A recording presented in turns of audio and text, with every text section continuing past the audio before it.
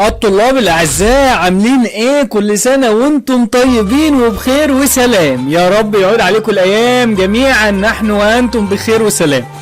يلا بينا نكمل منهجنا يا طلاب سنة 5 ونشرح النهاردة درس مهم جدا بعنوان البورصة المصرية.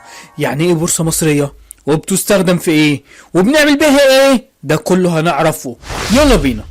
البورصة المصرية هي مؤسسة سوق، يعني السوق ده بيبيع ايه؟ هي سوق لبيع. هيبيعوا ايه هناك؟ هيبيعوا حاجتين، لا اما اسهم لا اما حاجة تانية اسمها السندات. طيب بينا نعرف يعني ايه اسهم وسندات، بس هنبتدي بالاسهم. اقول لك احنا عندنا شركة او مصنع وهنعرف هنعمل بها ايه دلوقتي. كمان عندنا مبنى اللي هو مبنى البورصة المصرية، وعندنا مجموعة من المستثمرين عايزين يبيعوا ويشتروا. اللي بيحصل المصنع او الشركة بتعمل حاجة اسمها طرح الاسهم جوه البورصة. يبقى الشركة بتطرح الاسهم جوه البورصة. المستثمرين بقى اللي هم الناس اللي بيبيعوا ويشتروا يروحوا يشتروا الاسهم من البورصة. طيب بعد ما يشتروها ايه اللي يحصل؟ اقول لك يبقى ليهم نسبة من الارباح بتاعة الشركة او المصنع. طيب لو الشركة او المصنع خسرت يتحمل معاهم برضو حجم الخسائر. صعبة دي. طب تعال نقولها تاني. تعال، انا عندي ايه؟ شركة او مصنع، وعندي مبنى البورصة، وعندي مجموعة مستثمرين يعني ناس عايزة تاجر وتكسب. اللي بيحصل الشركة بتطرح اسهمها في البورصة. طب ها وبعدين بيروح المستثمرين يشتروا الاسهم من البورصة. طب الاسهم دي لو كسبت ياخدوا ارباح، طب لو خسرت بيتحملوا الخسائر مع الشركة او المصنع. صعب ده؟ اعتقد انه مش صعب. طب تعال نقولها تاني في جمل بقى تانية. طيب الاسهم اقول لك هي اوراق مالية بتخلي صاحبها شريك. يعني ايه شريك؟ يعني صاحب مع صاحب المصنع. طيب يشتري من البورصة اسهم تاني كده، بيشتري ايه من البورصة؟ اسهم. يبقى الاسهم دي عبارة عن اوراق مالية.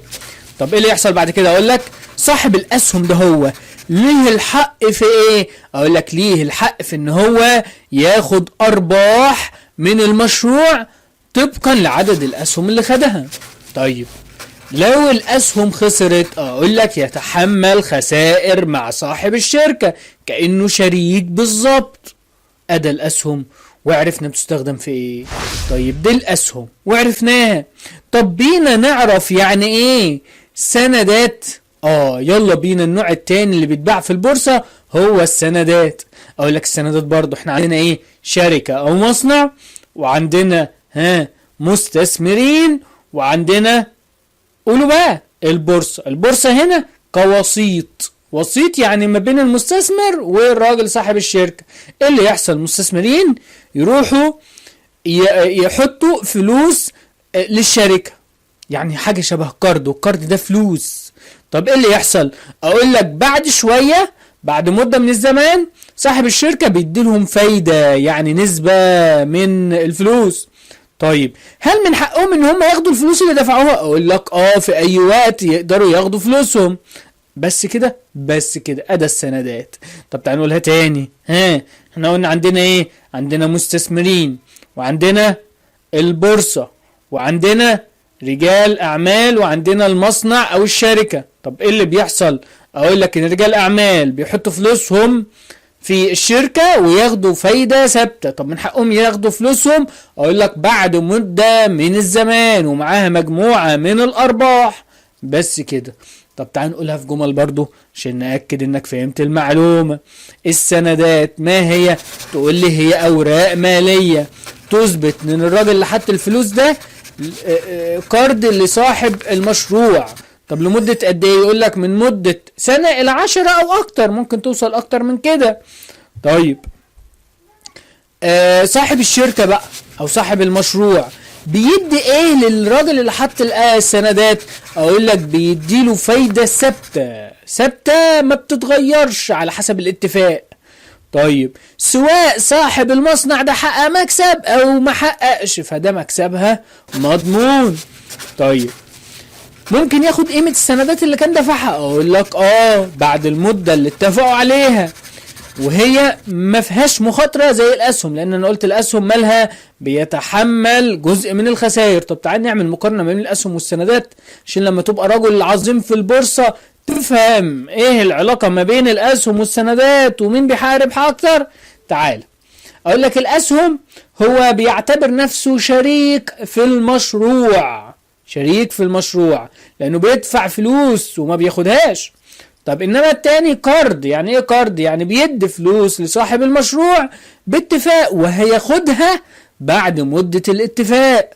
طيب هنا في الاسهم بياخد نسبة في الارباح، يعني المكسب بيتقسم ما بين صاحب الشركة وما بين اصحاب الاسهم. طب الناحية التانية في السندات اقول لك لا، هنا فايدة ثابتة مش نسبة، فايدة ثابتة. يعني اقول لك على الاتفاق هياخد المبلغ بالظبط سواء كسب او خسر. طيب الاسهم اقول لك لو خسرت الاسهم بيتحمل صاحب الاسهم في جزء من الخسائر، انما على العكس السندات اقل خطورة وبياخد المبلغ اللي اتفق عليه بعد المدة ما مرت ومعاها الفايدة دون مخاطرة. طيب امتى بدأت تظهر البورصة في مصر؟ اقول لك اول بورصة في مصر كانت في محافظة الاسكندرية سنة 1883، دي اول مكان للبورصة في مصر. طب بعد كده اتبنت بورصة تانية، اقول لك اتبنت بورصة تانية. طب فين؟ اقول لك تاني بورصة في مصر كانت في محافظة القاهرة سنة 1903. ثم بعد كده ما عادش اسمها بورصة الاسكندرية وبورصة القاهرة، بقى لها اسم واحد. اسمها ايه؟ اقول لك اصبحت بورصة القاهرة والاسكندرية تحت اسم واحد اللي هو ايه؟ اقول لك اللي هو البورصة المصرية، وده الشعار بتاعها اهرامات وفيها اسهم. طيب انا بقى وحضرتك لو عايزين نستثمر في البورصة نعمل ايه؟ كيف تستثمر في البورصة؟ اقول لك اول حاجة دور على الشركة اللي انا عايز استثمر فيها. طب بعد ما الاقيها اقول لك افضل اتابع واشوف البورصة او الاسهم بتاعة الشركة دي بتزيد ولا بتقل، عشان لو بتزيد اعرف ان الشركة دي مستقبلها جاي افضل، انما لو بتقل هيبقى مخاطرة. طيب بعد كده بقى البدء في الشراء، ابدا اشتري في الشركه اللي انا تابعتها دي. ممكن اشتري من هناك اسهم او ممكن اشتري من هناك ايه؟ سندات. طب مين ممكن يساعدني؟ اقول لك في ناس اسمها سماسرة البورصة. طب دول بيعملوا ايه؟ اقول لك هم اشخاص بيقدموا المشورة وبيساعدوا في عملية البيع والشراء جوه البورصة، يعني احنا بنلجأ لهم عشان يروجوا لنا الاسهم والسندات. يبقى تاني كيف تستثمر في البورصة؟ اقول لك ندور على الشركة المناسبة ونتابع ادائها، بيزيد قيمتها ولا بتقل؟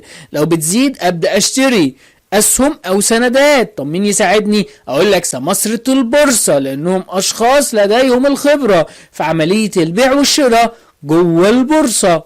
طيب هي البورصة مهمة؟ اقول لك بعد ده كله لسه بتسألني؟ طبعا مهمة. ما اهمية البورصة بقى؟ تقول لي اهمية البورصة اول حاجة زيادة الانتاج، ده هيخلي عملية الانتاج تزيد وعدد المشروعات يزيد في مصر. تاني اهمية اقول لك زيادة الاستثمار، لو البورصة بتاعتنا بتحقق ربح فده يخلي الناس اللي معاها فلوس بره مصر تيجي تعمل مشروعات في مصر. طب لما يعملوا مشروعات اقول لك ده بيوفر فرص عمل لكثير من العمالة جوه مصر. طيب ايه كمان؟ اقول لك ده يؤدي في النهاية الى ازدهار الاقتصاد المصري كله ينمو، لان جذبنا الاصرار وناس اشتغلت. يبقى تاني ما اهمية البورصة؟ تقول لي على طول اول حاجة الانتاج هيزيد. طب تاني حاجة تقول لي زيادة الاستثمار. طب يعني ايه زيادة الاستثمار؟ يعني مشاريع هتكبر. طيب تالت حاجة هيبقى عندي فرص عمل كتير وناس تشتغل كتير. طيب اخر حاجة الاقتصاد بتاع مصر كله يزدهر. وبكده نكون وصلنا لنهاية الدرس، بس للعلم هذا الدرس للاطلاع فقط للعام الدراسي 2023. دائما وابدا اولياء الامور وابنائنا الاعزاء في السلام. لسه لنا جزء صغير كده اللي هو هنشرحه الدرس الجاي. مستر بشوي فؤاد. دائما وابدا في سلامة الطلاب الاعزاء، اولياء الامور الاعزاء جدا. الى اللقاء.